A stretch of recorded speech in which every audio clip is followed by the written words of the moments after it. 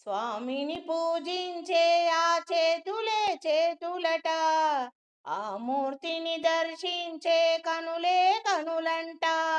తన కథ వింటే ఎవరికైనా జన్మము తరించునంట. శ్రీకాణిపాక వరసిద్ధి వినాయకునికి సేవకురారండమ్మా, మగువలారారమ్మా.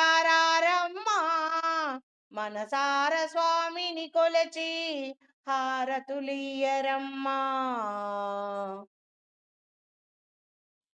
ఏ వేళైనా ఏ శుభమైనా, ఏ వ్రతమైనా, ఏ పూజైనా కొలుచుకుందుమే ముందుగా ఈ దైవమునే, మన గణనాథునిని. కాణిపాకలో వెలసిన దైవం, ప్రతి ఇంటికి వచ్చెను ఈ వినాయకుడు.